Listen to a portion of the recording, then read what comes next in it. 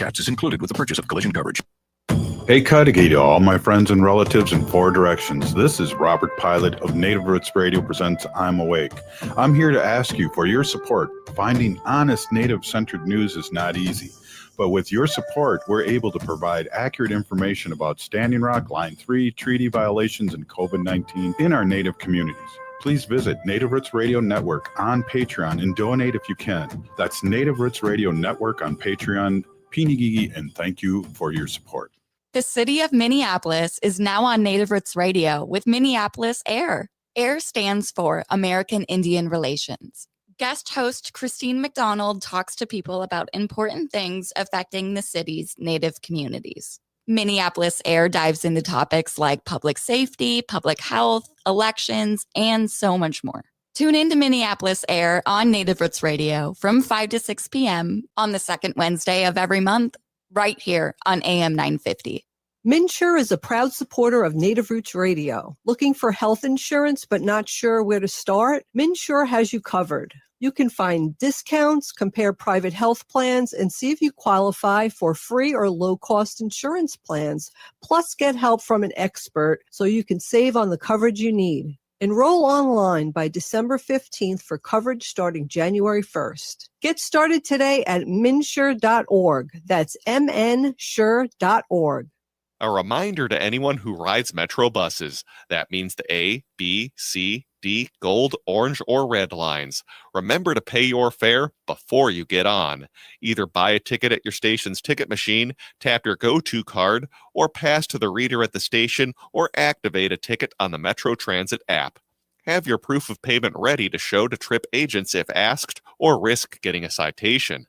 Thanks for riding with Metro Transit. Again, that's Metro Transit. Time is running out to see Matrilineal Memory by Hopi artist Michaela Schaefer at All My Relations Arts in Minneapolis. This moving exhibition of painting, poetry, and installation art explores memory's fragility and strength, honoring stories passed through generations. The show closes December 13th, so don't miss your chance to experience this transformative work. Visit All My Relations Arts before it's gone. Learn more about exhibition hours and events at allmyrelationsarts.org.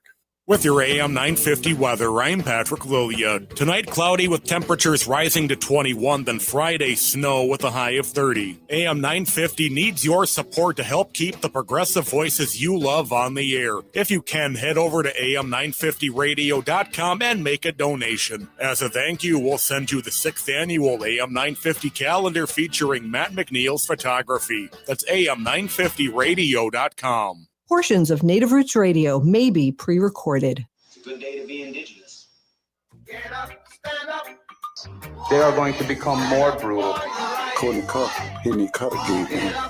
all the hippies were trying to be Indians anyway. They're going to become more repressive because it's a matter of dollars and their illusionary concepts of power. Hey, Victor. We must live in balance with the earth. And also with recent happenings at Wounded Knee. I am awake. Welcome to Native Roots Radio presents I'm Awake, and I'm your host, Wakanja Hade. Hey, Cudahy to all my friends and relatives in four directions. You are listening to Native Roots Radio presents I'm Awake, and I'm your host, Robert Pilot. And hey, we discuss local, national, Native news and events. And as you know, Native issues are human issues, and human issues are Native issues. Hey, today we're going to have our friend Robert Lilligren of Native American Community Development Institute here in the Twin Cities, Minneapolis, for our show. And we're going to be talking about a lot of things that are going on all over Turtle Island. Before we get Robert on, I wanted to talk a little bit about what's going on. I did go last night, and I got to see Christmas in Ojibwe, and it was fabulous. And again, it's a play by Montana Cypress, and he's a pretty famous dude. It was so funny, and I want to encourage everybody out there to go see this play and support local theater. Also, supporting things out there. We want to make sure, we just had Angie Vig on yesterday at Vig Guitars, and that's a Native American store here in St. Paul. And one of the best fixing guitar places. Go check them out and buy some Christmas presents. And also, we are at Southdale with Wendy's Art stop on by, pick up a card, buy a print of all her great animal paintings. And then again, Native Roots Trading Post is at Dayton's in downtown Minneapolis. So go check that out and support Native artists that we support at Native Roots Trading Post. Again, we're going to have Robert Lilligren on here today, and just really excited about having Robert on because we really talk about a lot of great things. He is so informative about what's going on in Turtle Island, and I just want to what I'd like to do is just read if I can, if I have it up here. I thought I had it up here, but let me just take a look here as we're talking here live on the air. I wanted to talk a little bit about who Robert is, and before he comes on, and I just had this up here a minute ago. Let me just check it out here. I'm going to talk a little bit again about Robert Lilligren. And one of the things that I always love to talk about with Robert, too, is his father was on WCCO radio for many, many years, and I grew up with him. And really, his father must be proud of him up there in the sky. And, one of the things that just, is really exciting. Robert has been, he's a city council member, first openly gay and Native American city council member. And he's been with the Native American Community Development Institute for many years since the beginning. And then he became the CEO in 2016. And he's here right now to save me here. And Robert, always great to see you. And we got a lot to talk about. And yes, we do. Bonjour, Robert. I thought I was supposed to be on at 5:10. Did I get the time wrong? No, perfect. Oh, I okay. was just rapping and talking about Christmas in Ochapi and our store in Southdale and Dayton's, and then support Native artists and things like that. And then I got into your bio because I don't really read your bio that much when you're on, and I was reading that to our listeners before you came on. So no, you're perfect timing. Yeah, I read my bio every morning, Robert. Just to give I'm here wishing I had a bio. Oh, wow. I guess I even have a Wikipedia page, but I've never touched it myself. I didn't create it. I don't even know who did create it, actually. Oh, I don't know. Yeah. Well, and a page. I don't have a Wikipedia either, but that's okay. That's okay. Yep. No, I'll start one tomorrow. Right. There's somebody else start one for you. Exactly. Well, hey, there is a lot going on, and I don't know where to start, but our relatives are being attacked, and it just reminds me of the way the natives were attacked and continue to be attacked. Trump's getting his stuff from Hitler, and Hitler got his stuff from the United States, so it's all a big circular mess, Robert.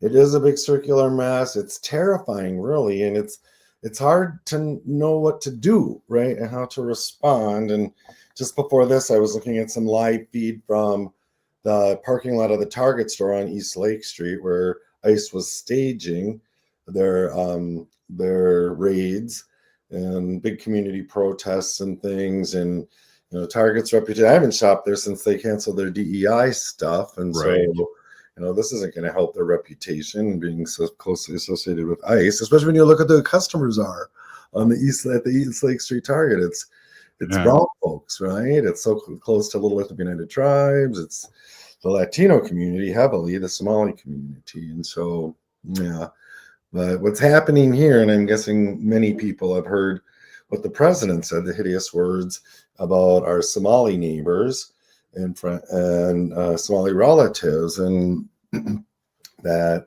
I think we call them animals. You call them animals, and they're not welcome here. And Minneapolis is a hub. The Twin Cities, really, but Minneapolis and the Twin Cities are a hub for Somali folks. There's like 80,000+ Somali folks here. They're very integrated into our community. They represent population growth, workforce growth.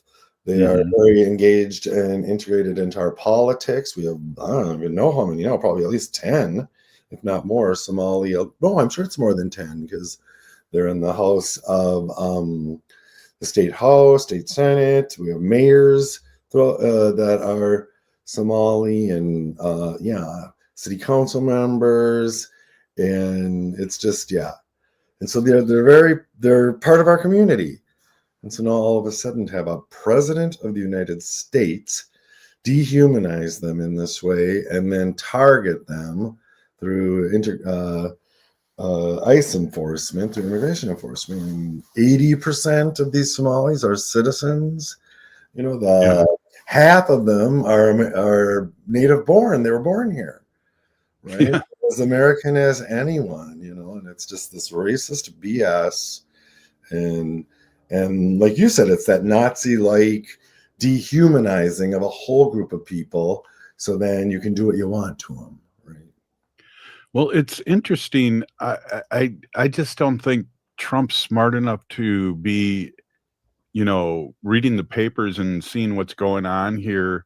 So he's got people working for him that are Nazis, as far as I'm concerned, and that are feeding him all this information because we know Donnie's only up a few hours a day and he sleeps till noon and he doesn't read. So we have issues with more than just him. And that's the fearful part for me.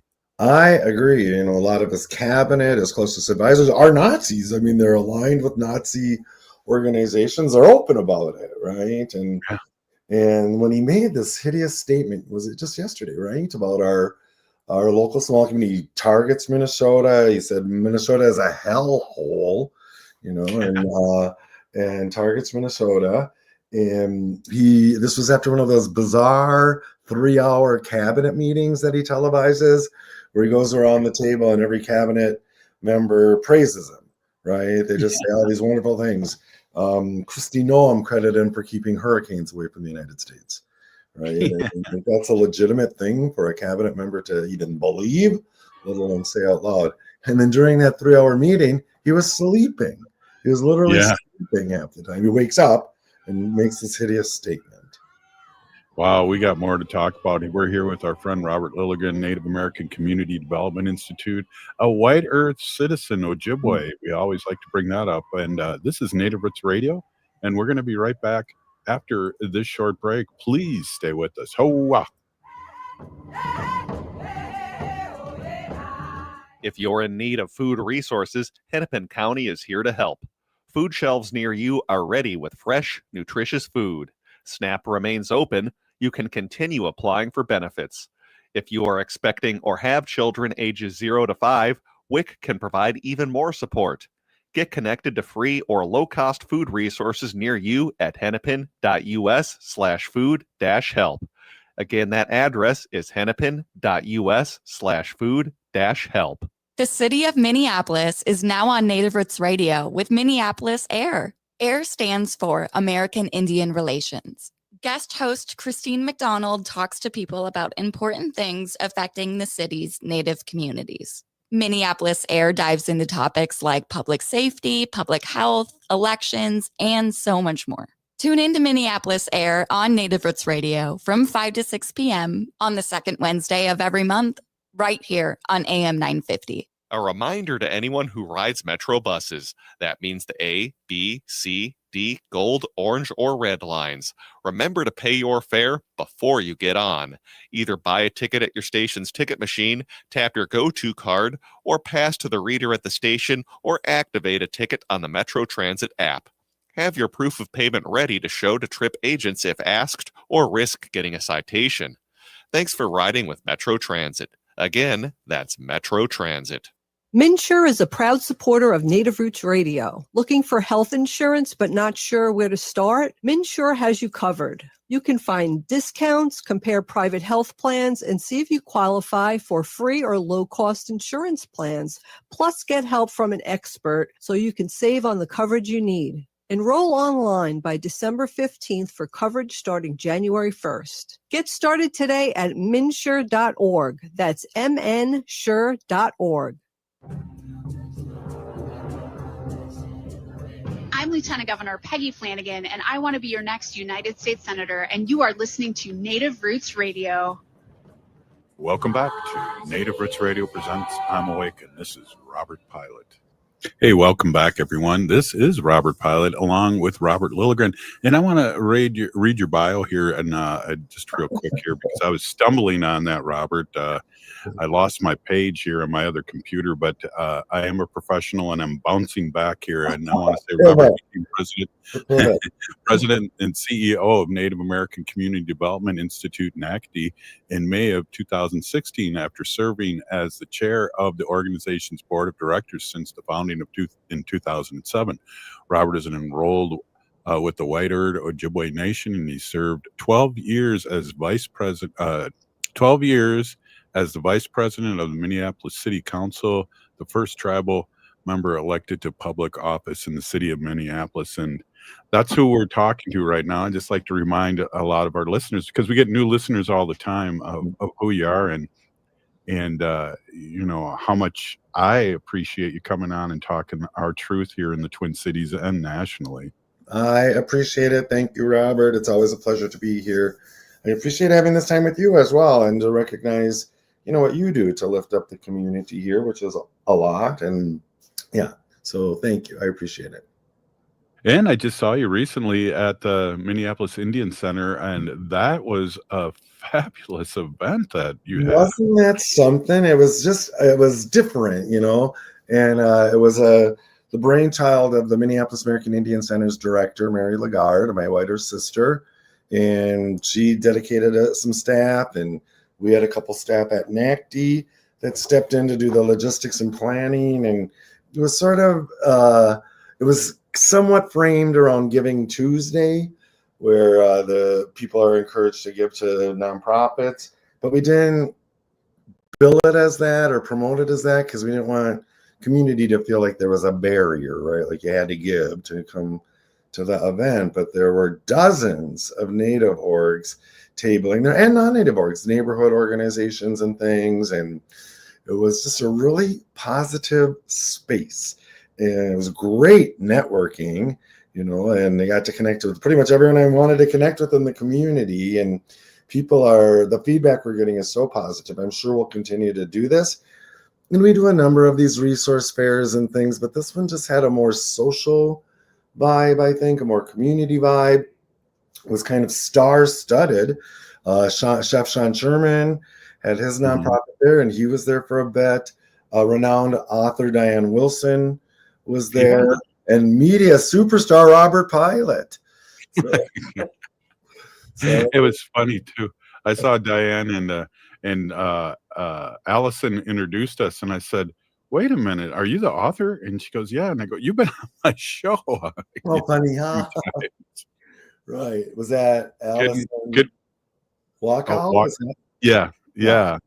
I'm a superstar emerging leader in our community, Allison Walkout. Yeah. You know, and she really, her prior job, she was really all the community, and I'm glad she's doing what she's doing now. And I don't know if you want to talk a little bit about that, but she's doing amazing work and kind of partnership with you too. Somewhat, right. And so Allison works for the Metropolitan Council, which is our 7-county regional governance body. I'm a member of the Metropolitan Council, first tribal member ever in its 50-plus year history. And we've really worked in tandem to center Native voices in policymaking. And we had a process proposed. Originally, it was supposed to be a land acknowledgement or something like that. And I was like, yeah, no, Native people are kind of over those right now. You know, we need to ask the community what they want out of this. And so we assembled an advisory group of about 15 people, predominantly Lakota people whose, you know, ancestral lands were on. There was Ojibwe representation, Ho-Chunk representation. That was you. Thanks so much for doing that. And you guys did amazing work. And you instantly, the very first meeting, shifted it to commitments rather than acknowledgements or a statement. And so these land, water, and people commitments that this advisory group developed really have been successful. And in my public policy career, 25 years now, I've been part of a number of sort of stuff like this, but somehow this one is really sticking. And Allison is a big part of that. And so she keeps promoting it. She keeps engaging. She was our sole Native liaison at Met Council, and now we're expanding that cadre into each division in each area. But the cool thing is, and we got this accomplished right in front of our decennial, our every 10 years, our comprehensive planning process. So right now we're in the process of planning for 2050, the year 2050. And you can just see how the work that y'all did is really integrated into this. I mean, it's a joy. You know, you read in regional policy that describes water as a relative, for example. And, you know, that perspective just, it changes things. It's something, oh yeah, I'm related to this. I'm going to treat it differently, you know. Land as acknowledges and honors the land. I mean, it's cool. It's very cool. And one of the things that I enjoy being a small part of that is that they're really hungry in doing what's right. And, you know, one of the things I believe that we're not educated on is, you know, sovereignty. What is sovereignty? And I'm really pushing that. And I think once people that work for Met Council understand what that means, right, then a light bulb's going to probably go off. I agree. And it's so interesting. I just was in a conversation with community this morning about it. And, you know, in the urban communities, it's complicated, right? We're not on our sovereign land. We're not in our sovereign nations, yet we're a sovereign people and we walk in our sovereignty here, right? And so what does that mean? And through the work that you did at Met Council, you identified 150 tribes that are represented in our metropolitan population. You know, and so what does that mean to the balance of those who are not from one of the 11 federally recognized tribes here in Minnesota, or tribes like yours that we're from here and got, you know, pushed out. So it's a fascinating and complicated conversation, and it's nuanced, and it's not something I'm accustomed to feeling so good about in the policy realm, and now I do. And so thanks again to your work, to Allison's work. She's just a superstar. She's been working in the public sector for a while now. She used to work for our county, Hennepin County. She worked for our library system there and doing kind of the same kind of liaison work. And there's a special kind of person that can do that, that can go into the system and into these institutions that are hostile to us, right? And to really start changing them from the inside. The host of Minneapolis Air, Christine McDonald, is another great example of that. And I feel like when these people are willing to go into the system and try to improve it, we need to support them, right? Yeah. They're not selling out. They're really going in and representing. Yeah, well, you know, as you know, we talk a lot about, you know, our younger generation and even our generation starting to get educated and pulling up a chair to the table, you know, that cliche, but really that's been happening, you know, since our generation, and it's really accelerating, I believe, with our younger ones.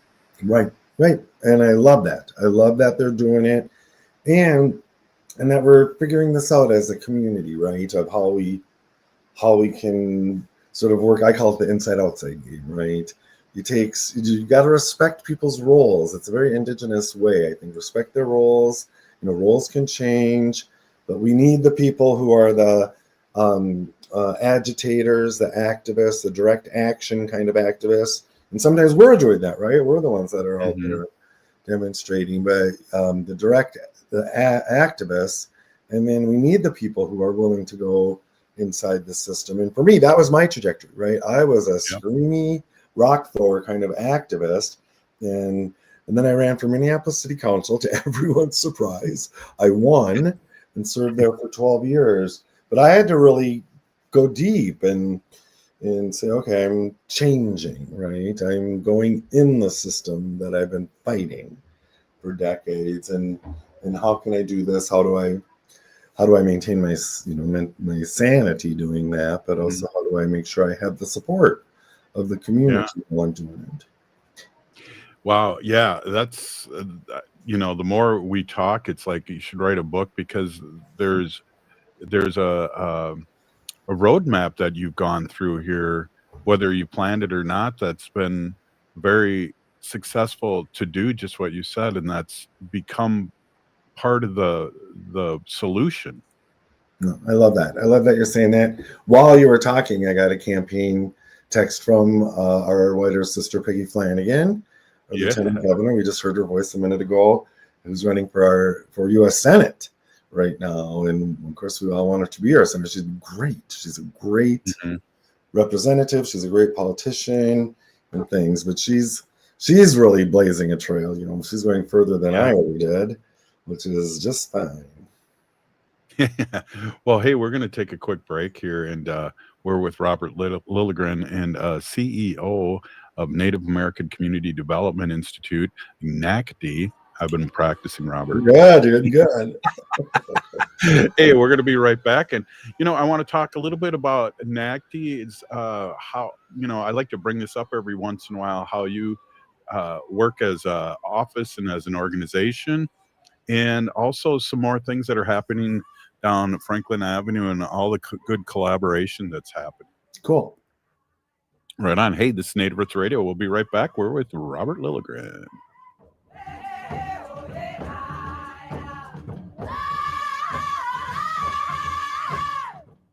MNsure is a proud supporter of Native Roots Radio. Looking for health insurance but not sure where to start? MNsure has you covered. You can find discounts, compare private health plans, and see if you qualify for free or low-cost insurance plans. Plus, get help from an expert so you can save on the coverage you need. Enroll online by December 15th for coverage starting January 1st. Get started today at mnsure.org. That's mnsure.org. A reminder to anyone who rides Metro buses. That means the A, B, C, D, gold, orange, or red lines. Remember to pay your fare before you get on.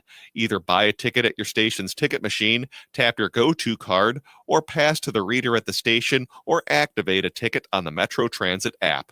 Have your proof of payment ready to show to trip agents if asked, or risk getting a citation. Thanks for riding with Metro Transit. Again, that's Metro Transit. Time is running out to see Matrilineal Memory by hobby artist Michaela Schaefer at All My Relations Arts in Minneapolis. This moving exhibition of painting, poetry, and installation art explores memory's fragility and strength, honoring stories passed through generations. The show closes December 13th, so don't miss your chance to experience this transformative work. Visit All My Relations Arts before it's gone. Learn more about exhibition hours and events at allmyrelationsarts.org. The city of Minneapolis is now on Native Roots Radio with Minneapolis AIR. AIR stands for American Indian Relations. Guest host Christine McDonald talks to people about important things affecting the city's Native communities. Minneapolis AIR dives into topics like public safety, public health, elections, and so much more. Tune in to Minneapolis AIR on Native Roots Radio from 5 to 6 p.m. on the second Wednesday of every month, right here on AM 950. Minnesotans age 65 plus might qualify for Health Partners Minnesota Senior Health Options. The easy all-in-one plan includes personal support, coverage for medical, prescription drugs, and dental, plus many extra benefits. Eligibility information is available at healthpartners.com/oneplan. Health Partners is a health plan that contracts with both Medicare and the Minnesota Medical Assistance Medicaid program to provide benefits of both programs to enrollees. Enrollment in Health Partners depends on contract renewal. If you're in need of food resources, Hennepin County is here to help. Food shelves near you are ready with fresh, nutritious food. SNAP remains open. You can continue applying for benefits. If you are expecting or have children ages 0 to 5, WIC can provide even more support. Get connected to free or low-cost food resources near you at hennepin.us/food-help.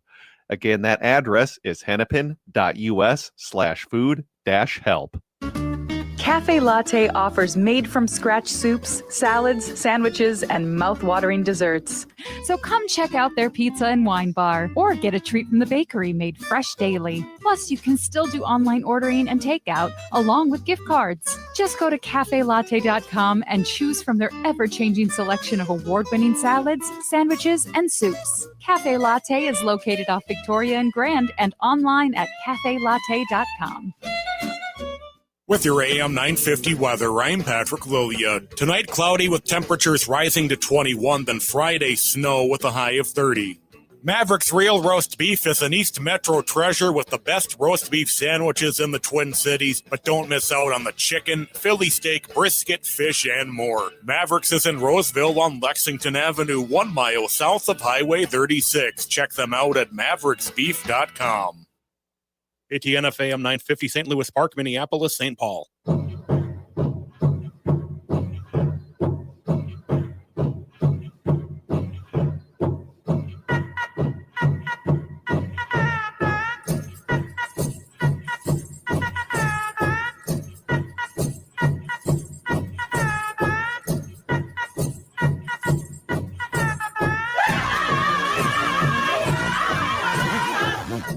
Welcome back to Native Roots Radio Presents I'm Awake, and this is Robert Pilot.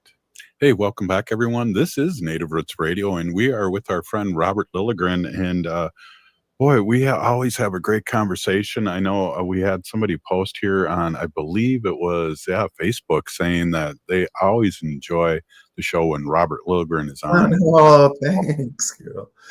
and so do I. So there's a lot to talk about, and specifically we talked a little bit about our relatives in the Franklin, or our corridor, which is our Somali relatives, and how we need to support, and there's just so much else going on, with it's just hard for me to talk about because I was a teacher, Robert, and I remember when the Somalis first came here, and they were, I was amazed, one, that they'd only been here a few years, and they spoke English well. They knew what was going on, and they were on top of things. And there was a lot of trauma from the people that came here too. So I had a lot of respect for where they came from and what happened. And the United States did a good thing by, offering them to come here. Agree. And, there's a lot to unpack in what you just said. But when I was on Minneapolis City Council, I represented the bulk of the Somali community, or a lot of it. And so I knew to be successful, I had to figure out how to engage these communities. They're a lot like Indigenous people, right? They're very tribal, they're, and things. And so I hired Somali staff for sure in my city hall office, but really got to engage with the community and have followed this trajectory, right? Minneapolis has a lot of organizations, agencies that do refugee resettlement. And so we have these our growth, and oftentimes comes from refugees or asylees, and there's waves of them. I remember back in the early 80s, it was Russian asylees and refugees, and there's been others. And so the last big wave, the Southeast Asian, Pacific Islander refugees. And the last big wave was the Somalis, and it hasn't been that long. I mean, it's really just been from around 2000, maybe so. But once there was this critical mass of Somalis settled here, then it started to grow, and it's internationally recognized now. We have a few malls, the 24th Street Mall, Carmel Mall, which are becoming focuses for these ICE raids people travel from all over the country to shop at these malls, and they're nothing fancy, but they serve the community, right? And there's all this growth, and so it's particularly disturbing to see this ICE activity, but even here in the community. So a lot of the Somali folks live right in the same geography as our native folks, and so there's every opportunity for conflict and friction, and because of the Somali status as refugees or asylees, that creates greater eligibility for federal support kinds of programs and housing, and You have a bunch of descendants of people who are living with colonization and broken treaties, and I go, where's ours? And so it doesn't take much to ignite those conflicts, but I haven't heard of any for quite a while now, and we're figuring out how to really coexist. And a lot of our people that come to our gallery or our farmers market or Powell Grounds coffee shop are neighbor people, Somali. And so there's just a lot of interaction, and we got to stand together on stuff like this, right? I mean, we're all under attack right now. And so, so we got to stand together. Yeah, definitely. Hey, there's a lot happening in the American Indian Culture Corridor right now. And can you share some of the community infrastructure and organizational developments that are taking place? Yeah, you sound like me. Your vocabulary. I'm reading your text. That's why I sound like. Well, as a policymaker, I'm always using words like infrastructure and blah, blah, blah.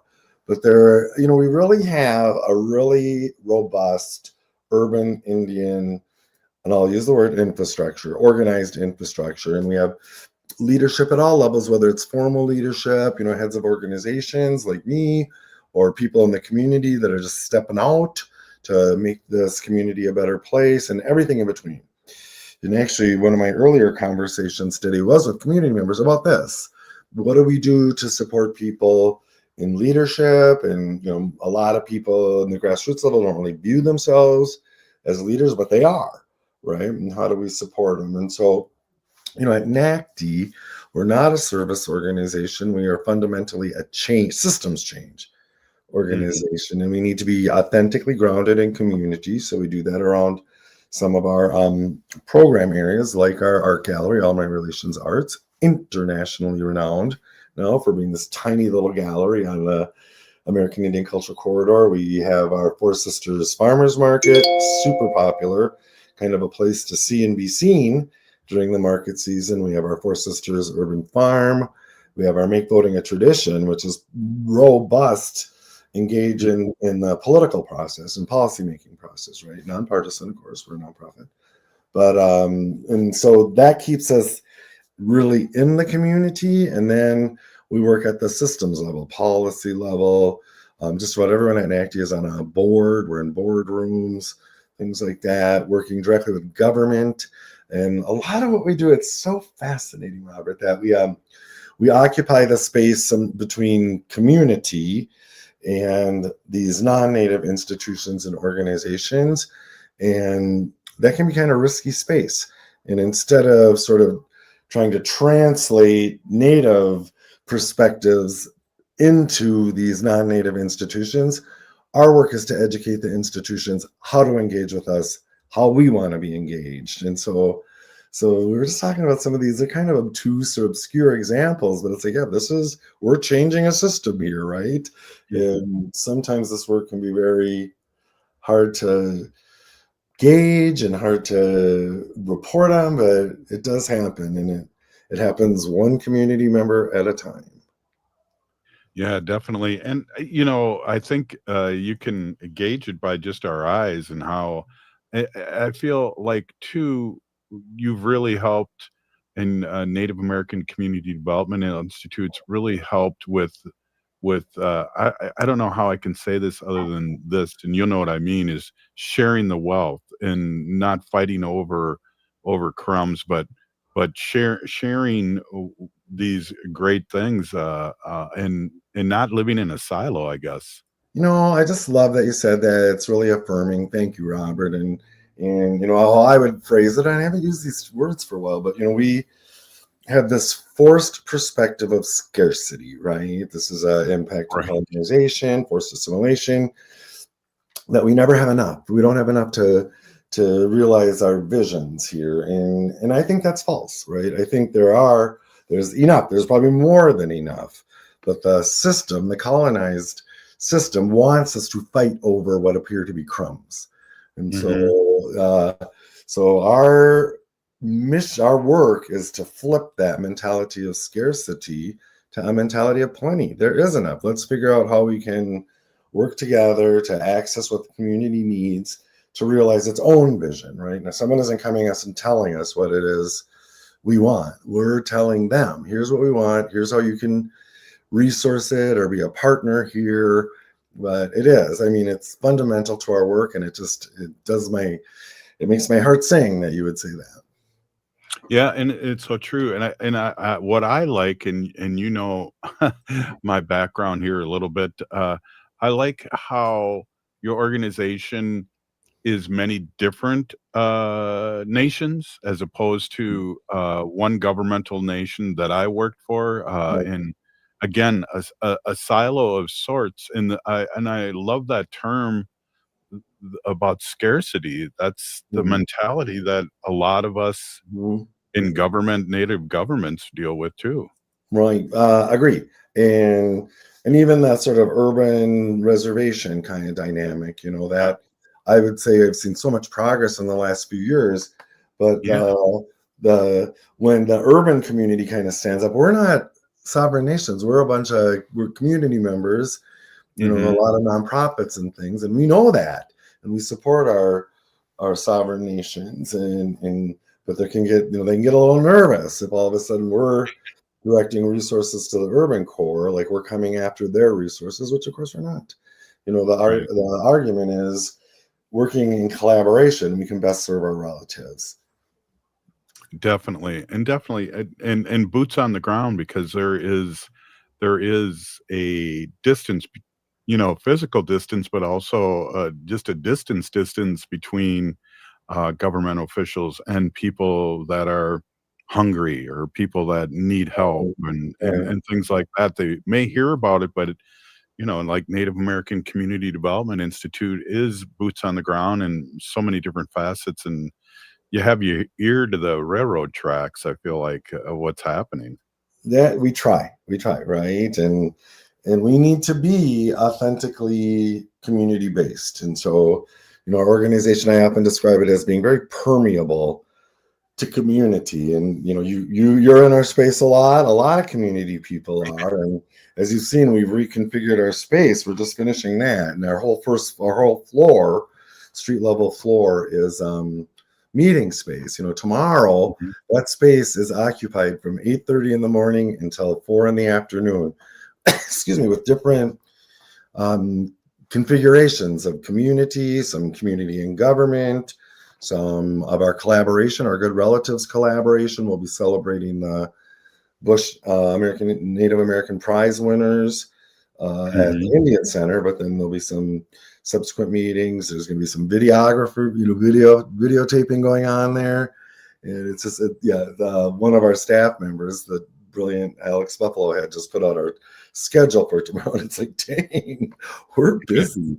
And we're using every inch of that goofy little yellow building on the American Indian Culture Corridor on East Franklin Avenue to serve the community.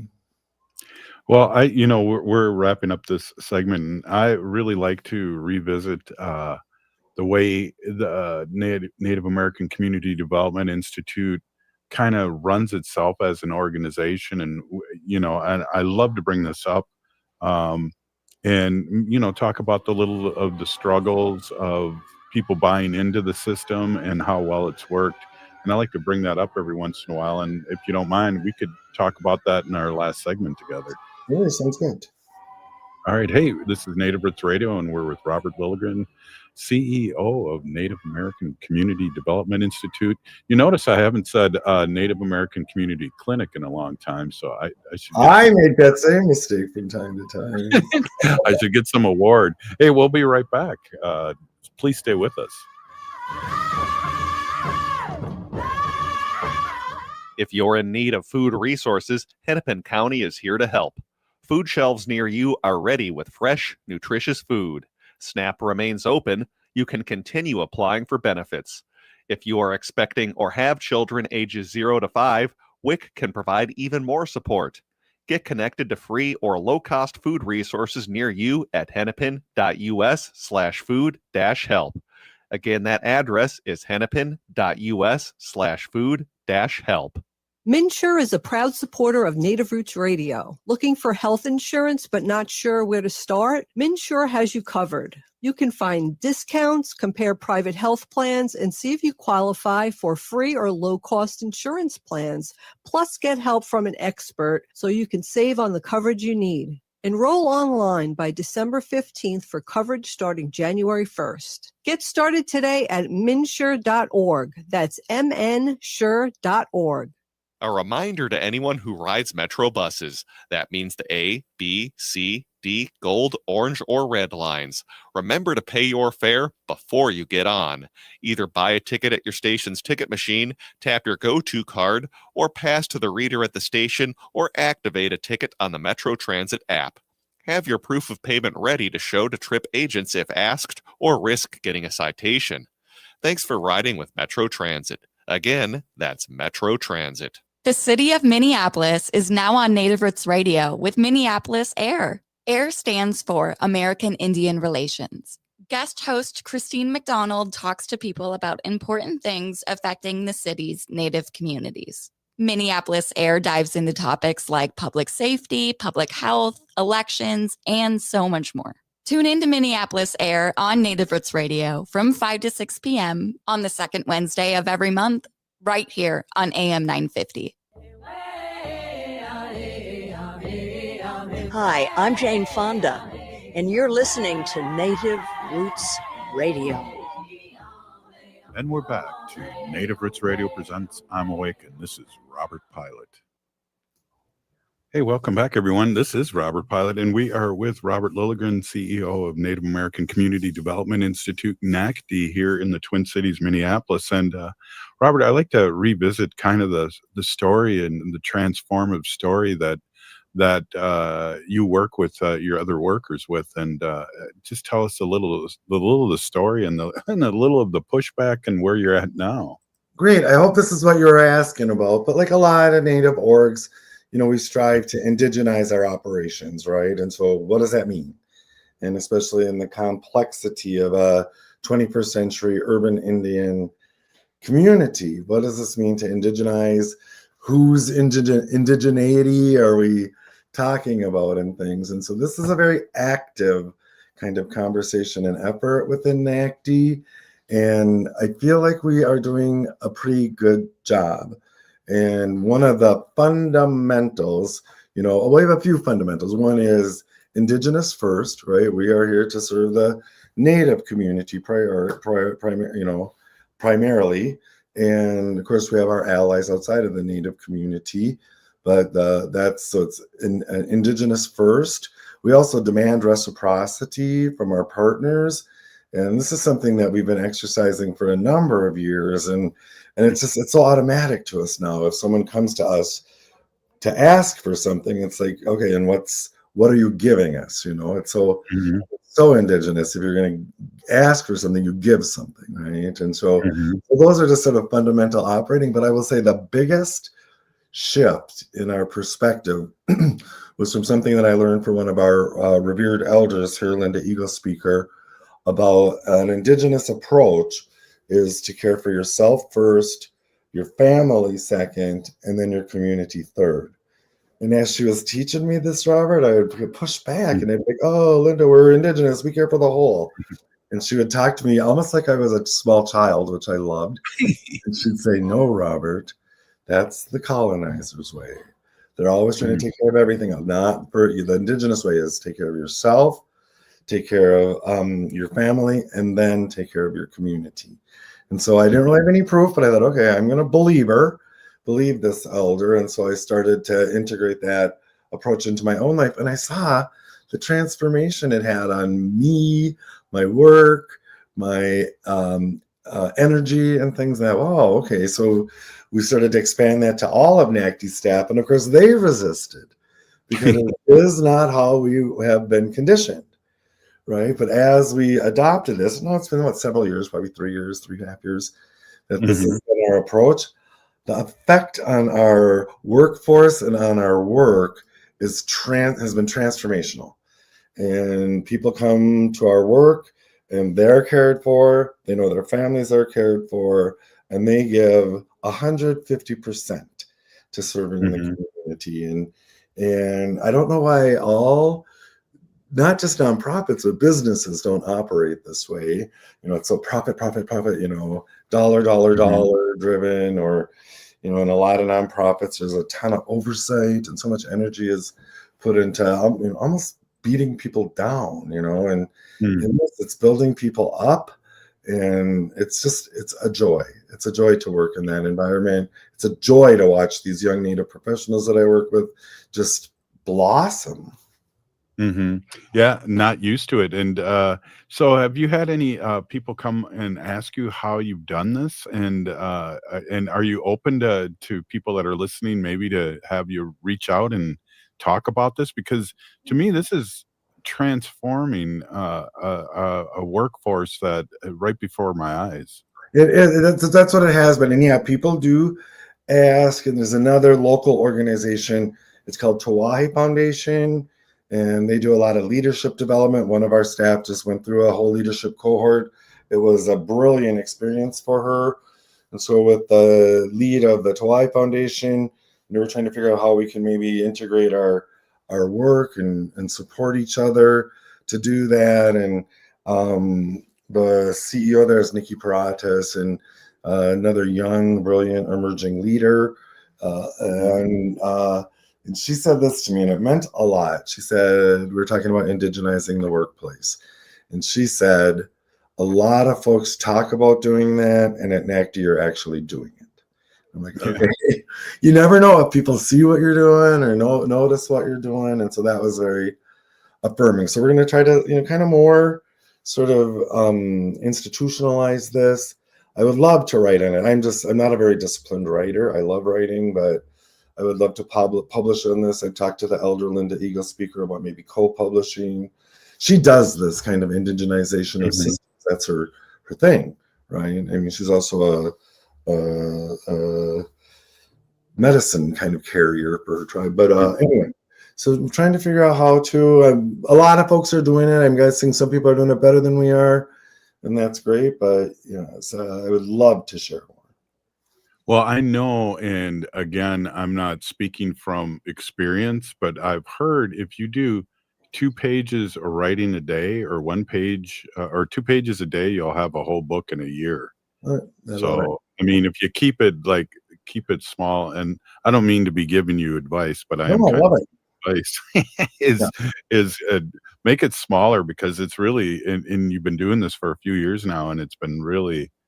It needs to be brought out there, and decolonizing the workspace is a great title, by the way. Yeah, I don't like using the word decolonize unless I have to. I'd rather say indigenize the workplace.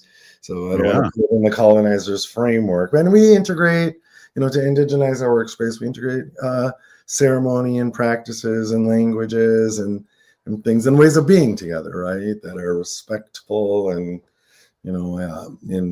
and as we enter our elder years, I want to reinforce respect for elders in our workplace as well. Yeah, here on that.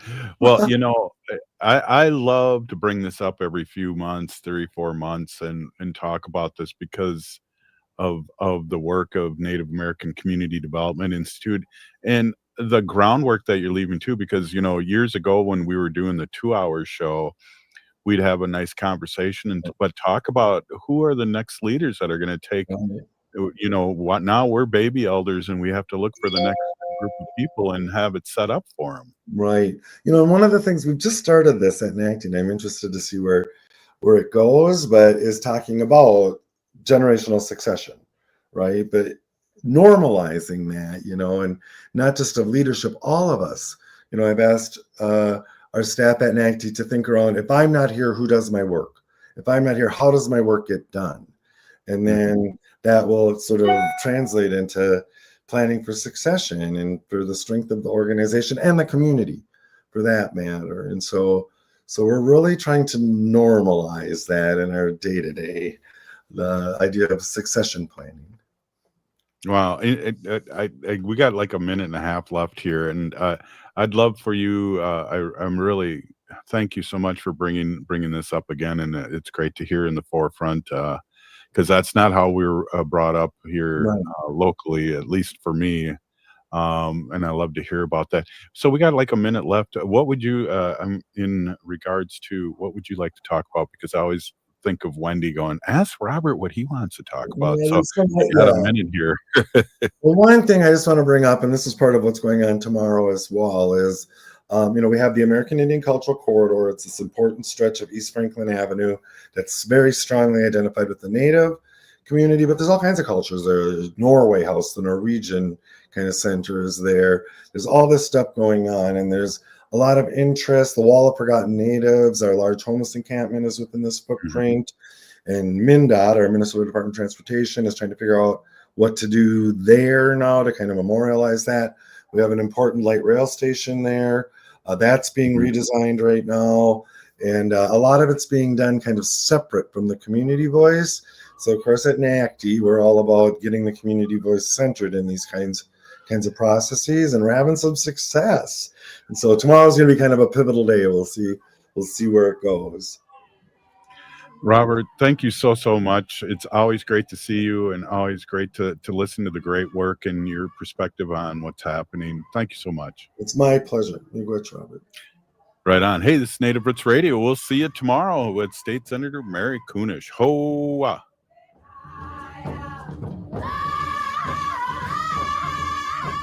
The city of